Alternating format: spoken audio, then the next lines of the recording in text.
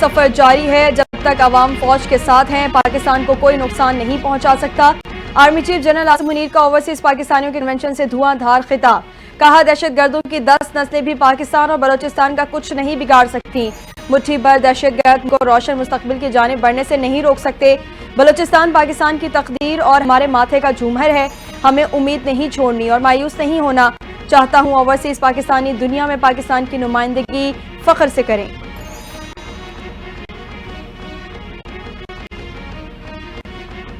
پاکستان کے زرعی گریجویٹس آج اعلیٰ تعلیم کے لیے چین جا رہے ہیں۔ پاکستانی طلبہ کو اسکالرشپ دینے پر چینی حکومت کے مشغول ہیں۔ وزیر اعظم شہباز شریف کا تقریب سے خطاب، کہا پاکستان چین کے تجربات سے استفادہ کرے گا۔ پاکستانی طلبہ بیجنگ اور اسلام آباد کے درمیان پل کا کردار ادا کریں گے۔ پروگرام میں چاروں صوبوں گلگت بلتستان کے بچے شامل ہیں۔ نوجوانوں نے پاکستان کو ترقی سے ہمکنار کرنا ہے۔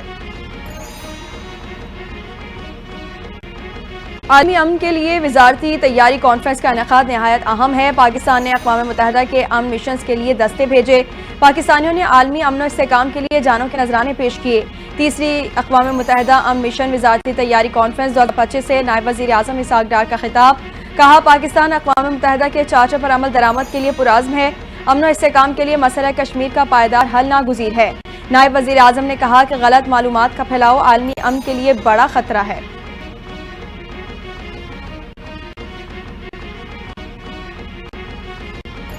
زراعت کی ایک بار فارغ التحصیل طلبہ کو اعلیٰ تربیت کے لیے اسکالرشپ پر چین بھیجنے کا منصوبہ۔ وفاقی وزیر رانا تنویر حسین کہتے ہیں میرٹ و شفافیت کی بنیاد پر طلبہ کو تربیت کے لیے چین بھیجا جا رہا ہے۔ حکومت نے ہمیشہ زراعت کے شعبے کو ترجیحات پر رکھا۔ چین نے ٹیکنالوجی اور ریسرچ سے زراعت کے شعبے میں ترقی کی۔ چین نے زراعت کے شعبے میں انقلاب برپا کیا۔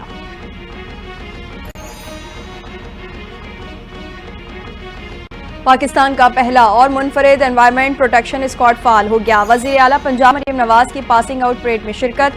فورس کے مختلف اسکواڈز ماحولیاتی تحفظ کے لیے اہم کردار ادا کریں گے۔ E bikes squad eco friendly unit کے طور پر کام کرے گا۔ گرین اسکواڈ اربن ایریا میں اینٹی پلاسٹک کمپین، ڈسٹ اور ڈینگی کنٹرول کا کام سنبھالے گا۔ بلیو اسکواڈ آبی ذخائر کی حفاظت کرے گا۔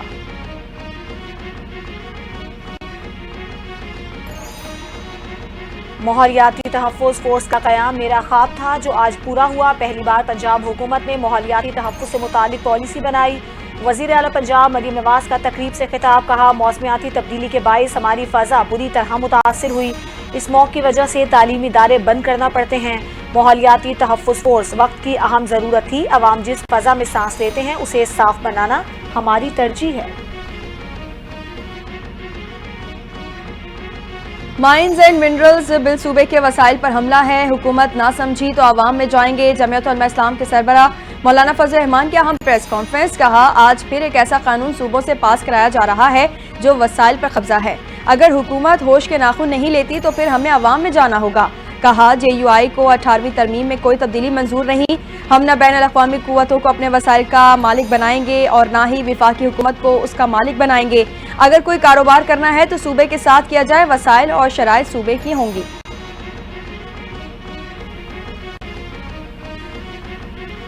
ماحولیاتی تحفظ فورس کا قیام وقت کا تقاضا تھا، پنجاب حکومت ماحولیاتی تحفظ کے لیے کام کر رہی ہے۔ سینئر وزیر پنجاب مریم اورنگزیب کا تقریب سے خطاب، کہا ماحولیاتی تحفظ فورس ماحولیاتی تحفظ کے لیے وزیر اعلیٰ مریم نواز کے عزم کی عکاس ہے۔ پنجاب کی تاریخ میں پہلی بار ماحولیاتی تحفظ کے لیے خطی رقم مختص کی گئی، پہلی بار پنجاب میں فیول ٹیسٹنگ لیبارٹریز قائم کی گئیں۔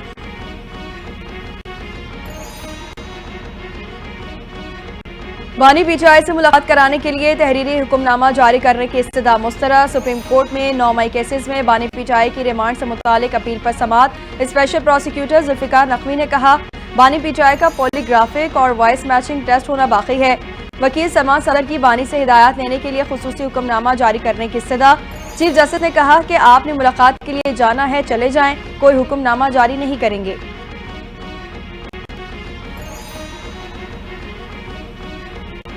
خیبر پختونخوا کی فلم میں مجھے بھی آفر ہوئی تھی، بانی پی ٹی آئی سے غداری نہیں کر سکتا۔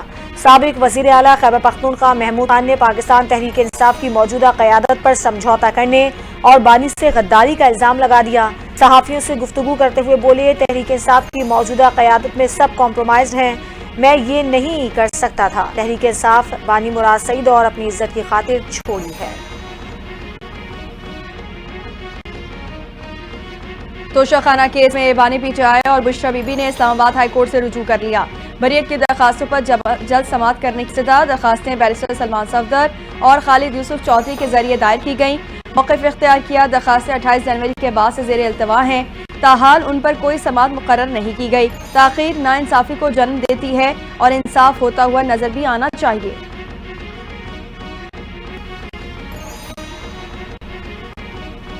سپریم کورٹ کے ججز کی تعداد میں اضافہ. جسٹس علی باقر نجفی نے بطور سپریم کورٹ جج حلف اٹھا لیا. چیف جسٹس پاکستان یحییٰ آفریدی نے جسٹس علی باقر نجفی سے حلف لیا. حلف برداری کی تقریب سپریم کورٹ میں ہوئی. سپریم کورٹ کے ججز، attorney general, supreme court bar, Pakistan bar council اور سینئر وکلاء بھی شریک ہوئے. وزارت قانون نے جسٹس علی باقر نجفی کی تعیناتی کا گزشتہ روز نوٹیفیکیشن جاری کیا تھا.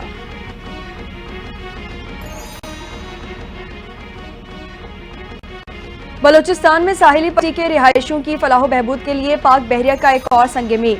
اور ماڑا میں پی این ایس درمان جاہ میں جدید سہولتوں سے آراستہ نئے بلاک کا افتتاح ہو گیا. نئے بلاک میں جدید operation theatre complex, I C U, gynae unit اور شعبہ اطفال شامل. نیول چیف ایڈمرل نوید اشرف افتتاحی تقریب کے مہمان خصوصی تھے. نیول چیف نے تقریب سے خطاب میں کہا، پی این ایس درمان جاہ جدید طبی سہولتوں کے ساتھ مقامی افراد کی خدمت جاری رکھے گا.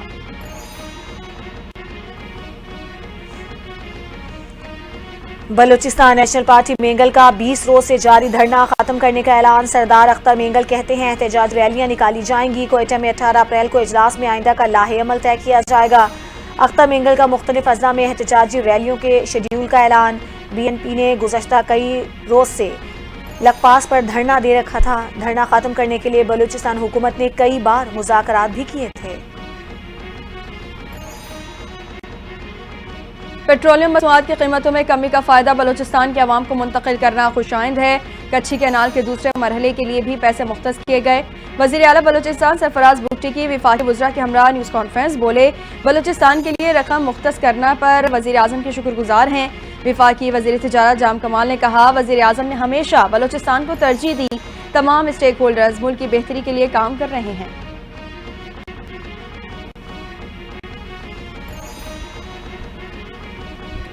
خیبر پختونخوا حکومت کا سرکاری اسکولوں کے طلبہ و طالبات کو مفت بیگ دینے کا فیصلہ. مشیر اطلاعات بیرسٹر سیف کہتے ہیں، حکومت نے کتابوں کی مفت فراہمی کے لیے فنڈز کی منظوری بھی دے دی.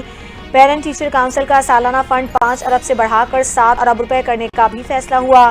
وزیر اعلیٰ علی امین گنڈاپور نے بانی پی ٹی آئی کے ویژن کے مطابق تعلیم کے فروغ کے لیے اقدامات کیے ہیں.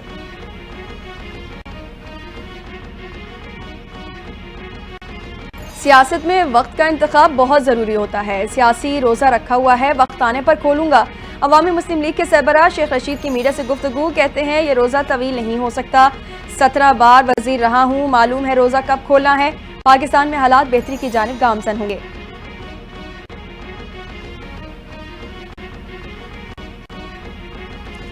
ٹریفک قوانین کی خلاف ورزی کرنے والوں کے خلاف ایکشن. ہیلمٹ نہ پہننے اور دیگر قوانین کی خلاف ورزی پر 11,276 موٹر سائیکلز ضبط.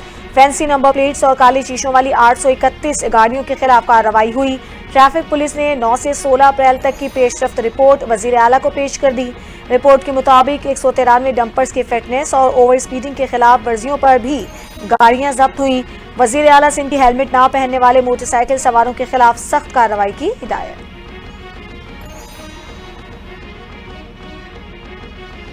عمر کوٹ کے ضمنی انتخاب میں پیپلز پارٹی کا مقابلہ تمام سیاسی جماعتوں کے اتحاد سے ہے. پی ٹی آئی امیدوار کی حمایت میں تمام جماعتیں اکٹھی ہو گئی ہیں.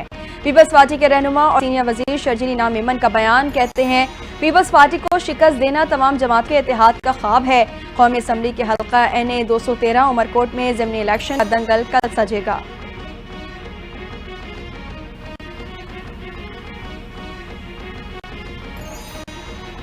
ہمیں ڈیجیٹل دنیا کی طرف بہتر انداز میں جانا ہے. مصنوعی ذہانت ایک بڑھتی ہوئی فیلڈ ہے. وفاقی وزیر IT شیزہ فاطمہ کا تقریب سے خطاب. کہا، اداروں میں بہتر تعاون سے مصنوعی ذہانت سے فائدہ اٹھانا ہوگا. ملک میں IT کا شعبہ تیزی سے ترقی کر رہا ہے. IT برآمدات میں اضافہ معیشت کے لیے خوشائند ہے. IT مصنوعات معیشت کے لیے ریڑھ کی ہڈی ثابت ہوں گی.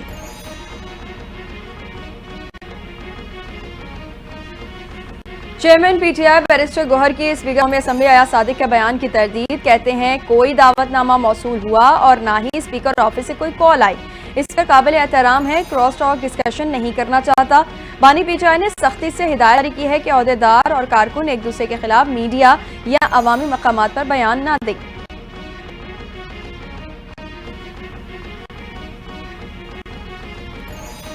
پاکستان نے اسرائیل سے تعلقات سے متعلق خبروں کو بے بنیاد قرار دے دیا۔ ترجمان دفتر خارجہ نے اسرائیل سے متعلق قیاس آرائیاں مسترد کر دیں۔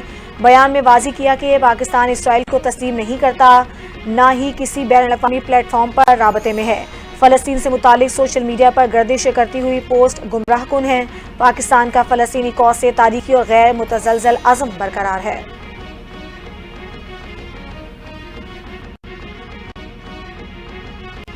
الیکٹرک گاڑیوں کے چارجنگ اسٹیشنز کے ٹیرف میں بڑی کمی، نیپرا نے وفاقی حکومت کی درخواست منظور کر لی۔ ٹیرف 45 روپے 55 پیسے سے کم کر کے 23 روپے 57 پیسے فی یونٹ کی منظوری دے دی۔ الیکٹرک گاڑیوں کے چارجنگ اسٹیشنز پر 24 روپے 44 پیسے کے کیپڈ مارجن ہٹانے کی درخواست بھی منظور۔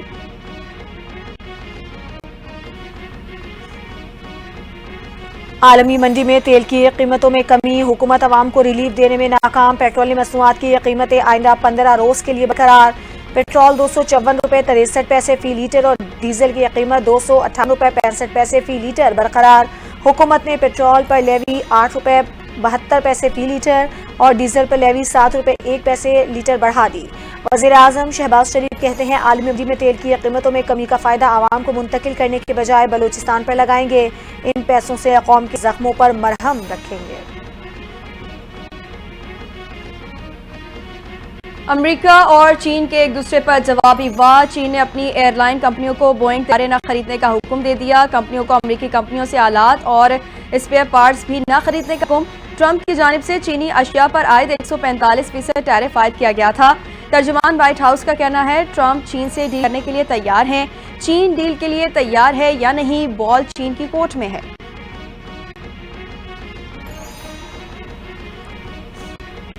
لبنانی صدر کا حزب اللہ کے ہتھیاروں کو حکومتی تحویل میں لینے کا اعلان، غیر ملکی میڈیا رپورٹ کے مطابق صدر جوزف اون نے کہا کہ لبنان میں تمام ہتھیار ریاست کے کنٹرول میں آئیں، حزب اللہ نئی جنگ میں شامل ہونے کا کوئی ارادہ نہیں رکھتی، ہتھیاروں کی تحویل سے متعلق لبنانی تنظیم حزب اللہ سے مذاکرات کیے جائیں گے، ہم حزب اللہ کو غیر مسلح کرنا چاہتے ہیں لیکن ہم لبنان میں خانہ جنگی نہیں چاہتے۔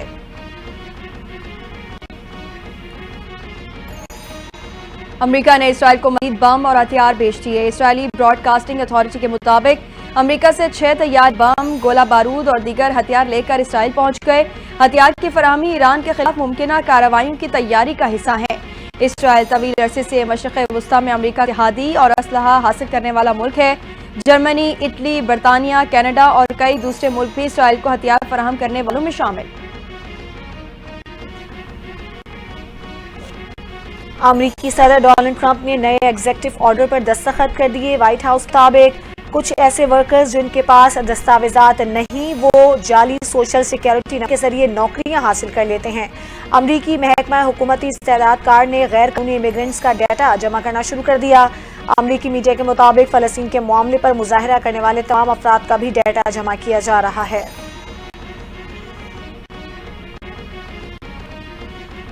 پاکستان سپر لیگ سیزن 10 کے دلچسپ مقابلے جاری، آج اسلام آباد یونائیٹڈ اور ملتان سلطانز راولپنڈی اسٹیڈیم میں مد مقابل ہوں گے۔ گزشتہ میچ میں لاہور قلندرز نے کراچی کنگز کو 65 رنز سے شکست دے دی تھی۔